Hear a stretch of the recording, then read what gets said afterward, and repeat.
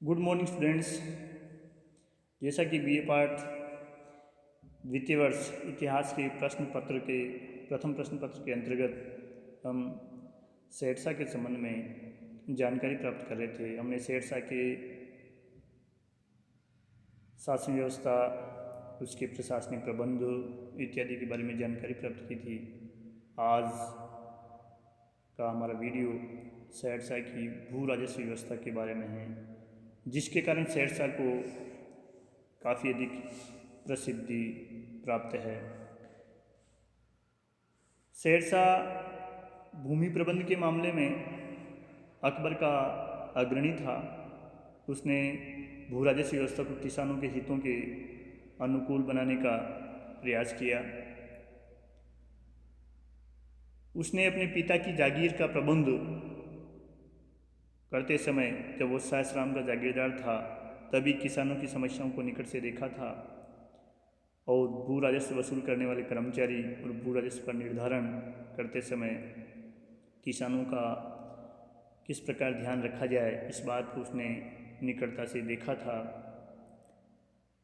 बाद में जब वह हिंदुस्तान का शासक बना तो उसने सासाराम की व्यवस्था को ही पूरे राज्य में लागू करने का प्रयास किया। उसने अपने राजस्व अधिकारियों को आदेश दिया कि किसानों के साथ सहानुभूतिपूर्ण व्यवहार किया जाए और युद्ध के समय भी किसानों को किसी प्रकार की हानि नहीं पहुंचाई जाए। हम देखते हैं शेरशाह की भू राजस्व व्यवस्था, जिसके कारण उसे सबसे अधिक प्रसिद्धि प्राप्त थी, किस प्रकार की थी। सबसे पहले शेरशाह ने भूमि का पैमाइश एवं भूमि का वर्गीकरण करवाया। उसने प्रत्येक गांव में कृषि भूमि की माप करवाई और इसके लिए उसने सिकंदरी गज का प्रयोग किया। संपूर्ण भूमि को बीघों में बांटा गया और 60 × 60 सिकंदरी गज का एक बीघा, 3600 वर्ग गज जिसे हम कह सकते हैं, एक बीघा माना गया। उर्वरा शक्ति के आधार पर भूमि को 3 भागों उत्तम, मध्यम और निम्न में विभाजित किया गया। लगान निर्धारण करते समय इन तीनों प्रकार की भूमि की उपज का औसत निकाला जाता था और इस औसत उपज का 1/3 राज्य का या सरकार का भाग होता था। हम इसको इस प्रकार समझ सकते हैं, जैसे 1 बीघा उत्तम भूमि में 40 मन अनाज पैदा होता है और मध्यम श्रेणी की 1 बीघा भूमि में 30 मन अनाज पैदा होता है और निम्न श्रेणी की 1 बीघा भूमि में 20 मन प्रति बीघा अनाज पैदा होता है। तो 3 बीघों की औसत उपज 90 मन हो जाती है। तो इसमें हम 3 का भाग देकर के 1 बीघा की औसत उपज 30 मन ज्ञात कर सकते हैं। इस 30 मन में से सरकार का हिस्सा 1/3 यानी 10 मन प्रति बीघा सरकार का हिस्सा आ जाता है।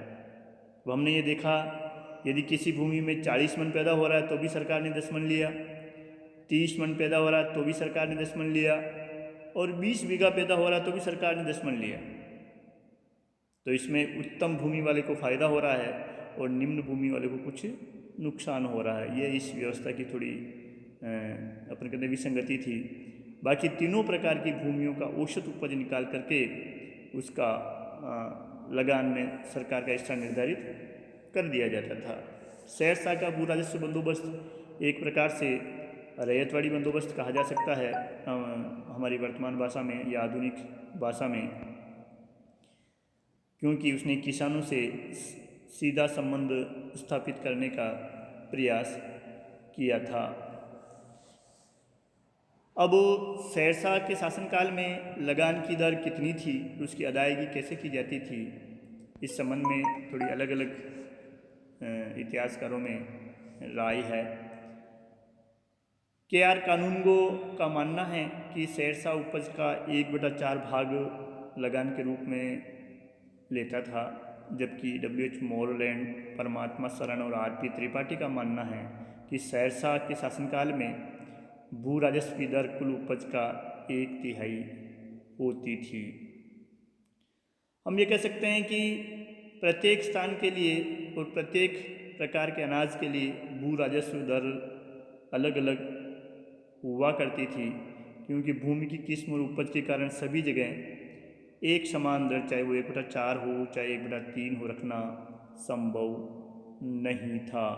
जैसा कि मुल्तान से उपज का 1/4 भाग और शेष साम्राज्य से उपज का 1/3 भाग लगान के रूप में लिया जाता था। कंपटीशन में एक बार ये सवाल आ चुका है कि शेरशाह मुल्तान से कितना राजस्व भू राजस्व के रूप में वसूल करता था। अब लगान जो है वो किसान नकद में भी चुका सकता था और अपनी फसल के भाग के रूप में भी, जिसे जिन्स कह सकते हैं। जिन्स में जो फसल पैदा होती है, गेहूँ पैदा होती है तो गेहूँ, धान पैदा होता है तो धान, मक्का पैदा होता है तो मक्का, इस प्रकार दोनों रूपों में वो लगान चुका सकता था। लेकिन सरकार नकद लगान लेना ज़्यादा पसंद करती थी। अब नकद लगान लेने के लिए ज़रूरी था कि फसलों का भाव निकाला जाए, उनका मूल्य निकाला जाए। इसके लिए सरकार ने अलग अलग स्थानों के लिए फसल दरों की एक सूची तैयार करवाई थी या तैयार करवाती थी। उस फसल दरों की सूची को राई कहा जाता था, जिसके अनुसार उस क्षेत्र में नकद लगान लेने या किसानों को नकद लगान चुकाने में किसी प्रकार की परेशानी नहीं आती थी। वह उस दरों के अनुसार अपने खेत में हुई उपज का अनुमान उपज ज्ञात कर लेते थे और फिर उसके अनुपात में सरकार को लगान चुका देते थे। पट्टा एवं कबूलियत।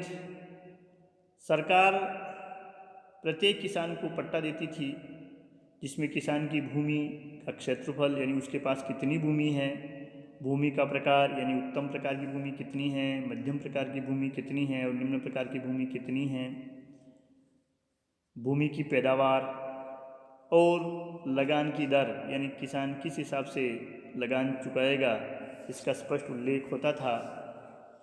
इस पट्टा किसान के पास होता था और इसके बदले में किसान सरकार को कबूलियत यानी इसे हम स्वीकृतिनामा कह सकते हैं, स्वीकरण कह सकते हैं, वो किसान सरकार को देता था और इस कबूलियत में किसान द्वारा सरकार को निर्धारित लगान चुकाने की स्वीकृति होती थी।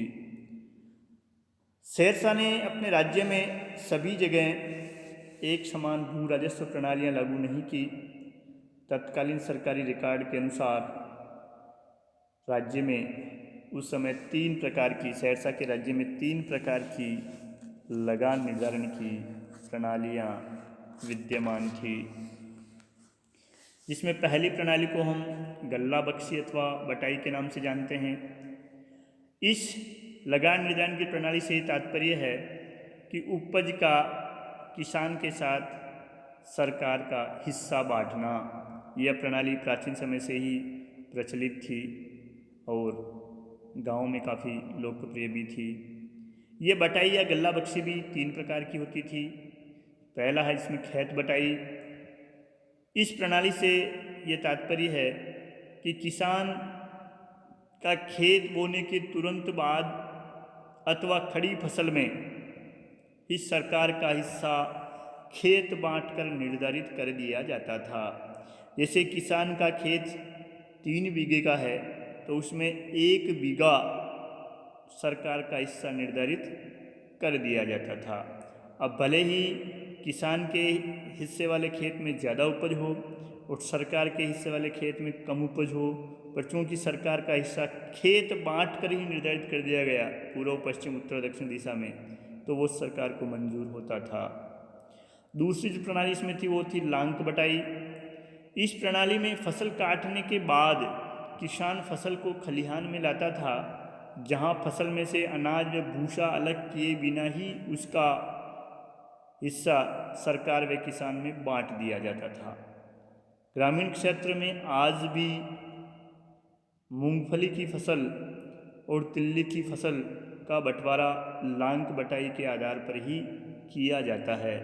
मूंगफली की फसल के अपन कह सकते उसके पूरे बांट दिए जाते हैं। अब हो सकता है किसी के 50 किलो कम निकले, किसी के 50 किलो ज़्यादा निकले, ऐसा संभव है। तिल्ली की फसल को भी अधिकांश तिल्ली की पुलियों को गिन करके बांट लिया जाता है आज भी। तो ये लांग बटाई का रूप है।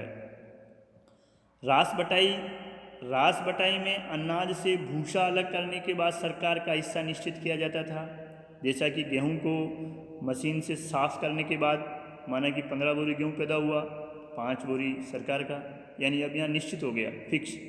अब इसमें कमी पेशी कोई संभावना नहीं है। जबकि लांग बटाई और खेत बटाई में कुछ हिस्सा ऊपर नीचे होने की संभावना भी होती थी। रास बटाई में अनाज अलग हो गया, भूसा अलग हो गया, तो अब इसमें कहीं कम ज़्यादा होने की गुंजाइश नहीं होती थी। दूसरी जो लगान निर्धारण की प्रणाली थी वो नस्क या कनकूत कहलाती थी।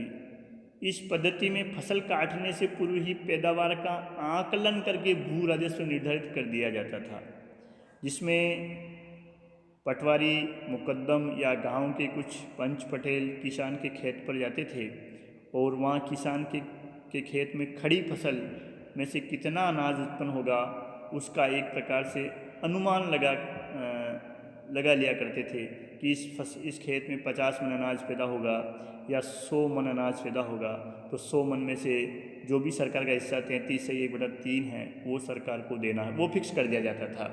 अब वो 110 मन भी पैदा हो सकता था और 90 मन भी हो सकता था, मगर चूँकि फिक्स कर दिया कि 100 मन अनाज है तो 100 मन अनाज में से सरकार का हिस्सा निर्धारित कर दिया, यानी पहले ही आकलन करना, अनुमान लगाना, इसे कनकूत कहते थे।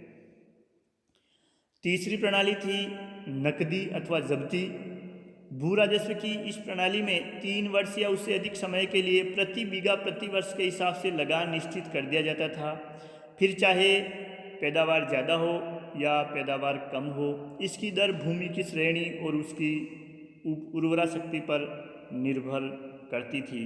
जैसे आज हम इसको कहते हैं कि एक साथ किसी 1 बीघा से कोई व्यक्ति से मुझे 5,000 रुपये चाहिए और ये खेत आप बोओगे 1 साल के लिए, इस प्रकार की ये चीज़ थी कि 1 बीघे में सरकार पहले ही उसका लगान 100 रुपये बना या 50 रुपये बना, वो पहले ही निर्धारित कर दिया जाता था। नकदी और जब्ती, अब उसमें ज़्यादा पैदा हो तो भी किसान का, कम पैदा हो तो नुकसान किसान का, ज़्यादा पैदा हो तो फ़ायदा किसान का, यह नकदी या जब्ती प्रणाली कहलाती थी। इस प्रणाली में अतिवृष्टि या अनावृष्टि होने पर किसान को किसी प्रकार की लगान माफ़ी नहीं मिलती थी, जबकि गल्ला बक्सी में तो अनाज कम या ज़्यादा पैदा होने पर सरकार को ही नफ़ा नुकसान होता था और किसान को यदि अतिवृष्टि या अनावृष्टि के कारण फसल कम होती थी तो किसान को लगान कम चुकाना पड़ता था या नहीं चुकाना पड़ता था। मगर नकदी या जब्ती प्रणाली में किसान को लगान चुकाना ही पड़ता था। हो सकता है सरकार कुछ छूट दे दे, वो एक अलग बात थी। लगान के अतिरिक्त किसान से कुछ अन्य कर भी वसूले जाते थे, जैसे जरीबाना, यह सर्वे करने वालों की फ़ीस थी जो भूमि की पैमाइश वगैरह करते थे या लगान निर्धारण करते थे। महासिलाना, जो कि लगान एकत्र करने वालों की फ़ीस थी, यह कर 2.5 से 5% तक लगान के साथ ही वसूले जाते थे। इसके अलावा प्रत्येक किसान को अपनी उपज का 2.5% कर अनाज और नकद के रूप में अलग से चुकाना पड़ता था, जिसे दह अस्त्री कहा जाता था। आजकल जिस प्रकार शेष लगता है, जैसे डीजल, पेट्रोल या अन्य चीज़ों के ऊपर सरकार शेष लगा दी, उपकर, उस प्रकार के छोटे छोटे उपकर थे। ये एक प्रकार से आपदा राहत उपकर था, जो अकाल या किसी अन्य प्राकृतिक आपदा के समय सरकार लोगों की हेल्प करने के लिए, मदद करने के लिए पुनः लोगों में बांट देती थी इस कर को, जो लगभग 2.5% होता था। दह अस्त्री के नाम से सरकार शेष लगाती है। आजकल से कोरोना शेष लगा दिया सरकार ने। अब इस शेष लगाने से जो पैसा इकट्ठा होगा वो कोरोना के इलाज के लिए खर्च होगा, इसी प्रकार वो आपदा राहत के लिए खर्च होता था। शेर शाह के शासनकाल में किसानों को बीज खरीदने के लिए या खेती के औजार खरीदने के लिए ऋण दिया जाता था।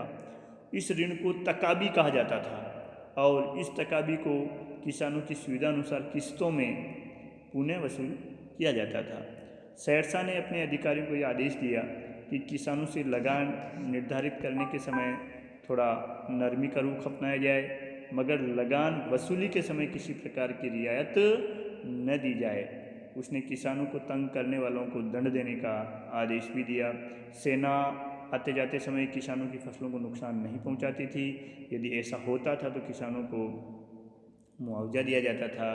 शहरशाह स्वयं राजस्व विभाग के कर्मचारियों पर निगाह रखता था और प्रत्येक 2-3 साल बाद उनका ट्रांसफ़र कर दिया जाता था। शहरशाह की भू राजस्व व्यवस्था को हम फुल प्रूफ नहीं कह सकते, यानी पूर्ण रूपेण दोष मुक्त नहीं कह सकते। इसमें कुछ दोष भी विद्यमान थे, जैसे औसत, जैसा आपने शुरू में देखा, औसत उपज से लगान वसूलने पर निम्न भूमि के मालिकों को उत्तम भूमि के मालिकों की तुलना में थोड़ा ज़्यादा कर देना पड़ता था। द्वितीय, किसानों को लगान के अन्य कर भी देने पड़ते थे, जिससे उनके पास अनाज कम बचता था। भूमि के वार्षिक बंदोबस्त के कारण किसानों के साथ साथ सरकारी कर्मचारियों को भी कठिनाई होती थी और लगान जो वसूला जाता था उसका अधिकांश भाग वापस इसमें पुनः खर्च हो जाता था। जैसे भारत सरकार आज रेलवे का प्रबंध करती है, तो रेलवे के संचालन में रेलवे से होने वाली सारी आय लगभग खर्च हो जाती है, वैसा ही इस लगान व्यवस्था में था। राजस्व विभाग में भ्रष्टाचार फिर भी पाया जाता था। जागीरदार के कर्मचारी किसानों का शोषण करते थे, उसकी शिकायतें मिला करती थी। फिर भी ऑल ओवर हम निष्कर्ष रूप में कह सकते हैं कि शहरशाह ने अपनी भू राजस्व व्यवस्था में किसानों का ध्यान रखा।